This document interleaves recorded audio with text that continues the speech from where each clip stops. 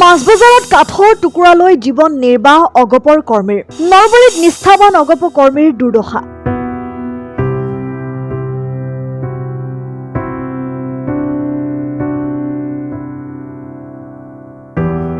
অসম গণ পৰিষদ দলৰ জন্ম লগ্নৰে এগৰাকী সক্ৰিয় কৰ্মী। নলবাৰী কাজিপাৰাৰ এইগৰাকী ব্যক্তি অগপ চৰকাৰৰ দিনত চৰকাৰী চাকৰিটো নিযুক্ত হৈছিল।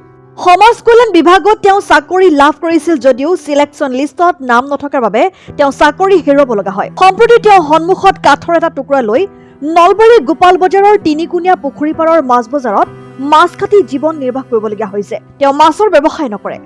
গ্ৰাহকে কিনা গোটা মাছ 10-20 টকাৰ বিনিময়ত কাটি দিয়ে। পুতুল তালুকদাৰ নামৰ এইগৰাকী সক্ৰিয় অগপ কৰ্মীয়ে অগপ চৰকাৰৰ কাৰ্যকাল দেখিলে, কিন্তু দলৰ ফালৰ পৰা কোনো এটা সংস্থাপনৰ ব্যৱস্থা নকৰিলে। এতিয়াও অগপ বিজেপি মিত্ৰজোঁটৰ চৰকাৰ চলি আছে, কিন্তু পুতুল তালুকদাৰৰ কোনো অনুভৱ নহয় তেওঁলোক চৰকাৰত থকা বুলি, কাৰণ কোনো কামৰ ক্ষেত্ৰতে সহযোগ পোৱা নাই চৰকাৰৰ পৰা। অগপ দলৰ নেতাৰে সম্পৰ্ক আছে যদিও পুতুলক সকাহ দিবলৈ কোনেও দিয়া নাই সঁহাৰি। ফলত পত্নীসহ 2 পুত্ৰৰ সৈতে অতি সাধাৰণ কামটোৰে জীৱন নিৰ্বাহ কৰি আছে পুতুল তালুকদাৰে। হয়, আমি এতিয়া উপস্থিত নলবাৰী যি গোপাল বজাৰ দৈনিক বজাৰ, যি মাছ বজাৰ, এই মাছ বজাৰ আমি এজন বিশেষ ব্যক্তিৰ সৈতে চিনাকি কৰাই দিম।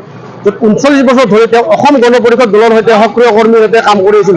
1985 চনৰ পৰাই তেওঁ অসম গণ পৰিষদ দলত তেওঁ সক্ৰিয় ৰূপত কাম কৰিছিল, কিন্তু আজি তেওঁ জীৱিকাৰ কাৰণে আজি মাছ বজাৰত তেওঁ মাছ কাটিবলগীয়া হৈছে আৰু মাছ কাটি পেলাই তেওঁ পেট পুৰাব লগা হৈছে। আমি তেখেতৰ সৈতে কথা পাতিম, যি 39 বছৰ ধৰা সক্ৰিয় কৰ্মী হৈ থকাৰ পিছত এটা ৰাজনৈতিক দলত আজি তেওঁৰ এই বিষয়ে ধৰক আজি যি তেওঁ কৰ্মৰ কাৰণে যি মাছ কাটিবলগীয়া অৱস্থা হৈছে, এইটো কি কাৰণ আমি সেই সকলো কথা তেওঁলোকৰ জানিব বিচাৰিম। আমি জনাত যে আপুনি এগৰাকী অসম গণ পৰিষদ দলৰ সক্ৰিয় সদস্য আছিল, য'ত সকলোৱে চিনি পায় আপোনাক, আৰু আজি আমি এটা বেলেগ ৰূপত দেখিছোঁ যে আপুনি মাছ কাটি পেলাই মানে জীৱিকা নিৰ্বাহ, কাৰণটো কি আমি জানিব বিচাৰিম।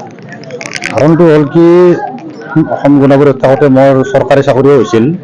ছ'চিয়েল ৱেলফেয়াৰত মোক CDS প্ৰজেক্টত LDA চাকৰি দিছিল, কিন্তু আমাক চিলেকশ্যন লিষ্টত নাম নোহোৱাৰ কাৰণে আমাৰ চাকৰিটো গ'ল। তাৰপিছত উপায় নাপাই মাছ কাটি ভাত খাই আছোঁ। মই অসম গণ পৰিষদ দলৰ জন্মলগ্নৰ পৰা অসম গণ পৰিষদ দলত আছিলোঁ, আজিও আছোঁ, সক্ৰিয় সদস্য হৈ আছোঁ। আৰু মোৰ যিটো বুথ 113 নম্বৰ ৱাৰ্ডৰ, সেইটো বুথৰ মই প্ৰেচিডেণ্ট হৈ আজিও আছোঁ, আৰু আজিও কাৰ্যনিৰ্বাহ কৰি আছোঁ বুথৰ প্ৰেচিডেণ্ট হৈ। আৰু দলত বিভিন্ন কৃষক পৰিষদক হওক বা বিভিন্ন পদবীত মই আছিলোঁ, কিন্তু এতিয়া কামৰ হেঁচাত বা ঘৰৰ পৰিয়াল পোহপাল দিব লগা কাৰণে মই দলত ইমান সময় দিব নোৱাৰোঁ, আৰু ইয়াৰ মানে সেনেকুৱা ইচ্ছাও নাই, কিন্তু দল এৰি যোৱাৰ মোৰ কোনো মানসিকতাও নাই বা মই দল এৰি নাযাওঁ। মোৰ সহধৰ্মিনী আৰু মোৰ 2জন ল'ৰা আছে। ল'ৰা 2জনে BA পাছ কৰিছে, কৰি এজনে শংকৰদেৱ একাডেমী প্ৰাইভেট কলেজখনত কাম কৰি আছে, আৰু সৰুজনে এনেই আছে ঘৰতে। মই ধৰক আজি এই কামটো প্ৰায় 15 বছৰ কৰিলোঁ। দলৰ মানুহ আহিলে, কিন্তু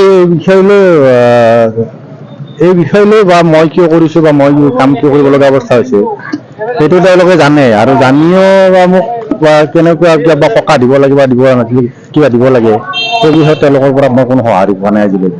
দলৰ যেতিয়া দল 96 চনত দ্বিতীয়বাৰ চৰকাৰ কৰাৰ পাছত যিটো আলফাৰ সমস্যাই দলক যিটো উমৰি ধৰিলে, দলৰ আলফাই যথেষ্ট ক্ষতি কৰা বুলি আমি অনুভৱ কৰোঁ। তাৰপিছত দলে যিখিনি ৰাইজৰ লগত সহযোগ কৰি বা ৰাইজৰ মাজত যাব লাগিছিল সেইখিনিও কৰা নহ'ল। লাহে লাহে দল দুৰ্বল হৈ আহিল।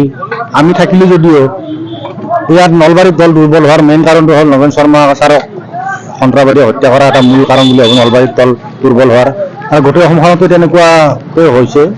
আৰু দলৰ মানুহৰ যিটো এটা ধৰক ভাৱটো ধৰি থকা যি এটা চৰিত্ৰ আছে, বেলেগক চান্স নিদিয়া বা বেলেগক কাম কৰাৰ সুযোগ নিদিয়া যিটো এটা আছে, সেইখিনিৰ কাৰণেও দলৰ বহুত দুৰ্বলতা হৈছে।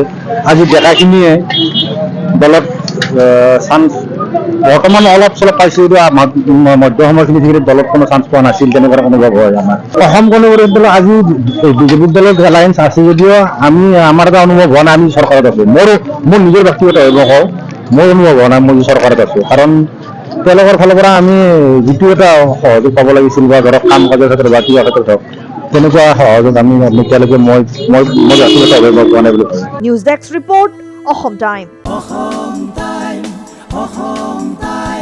ৰাইজৰ কণ্ঠ অসম টাইম। ঘৰত আনন্দ আৰু সম্পৰ্কৰ চমক বজাই ৰাখিবলৈ জৰুৰী হৈছে সকলো আনন্দময় মুহূৰ্তত মৰমৰ উপহাৰ দিয়াটো। সেইবাবে মধুশ্ৰী জুৱেলাৰ্ছে আনিছে সকলো ৰঙীন ক্ষণৰ বাবে বিশেষ গহনা। হীৰাৰে হওক, সোণৰে হওক বা ৰূপৰে হওক, শ্ৰেষ্ঠ ডিজাইনছ আৰু হলমাৰ্কযুক্ত গহনাই ৰাখে সম্পৰ্কক নিখুঁত।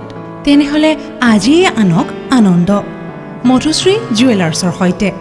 যোগাযোগ কৰক 7002800341 নাইবা ভিজিট কৰক LNB ৰোড, নলবাৰী, অসম।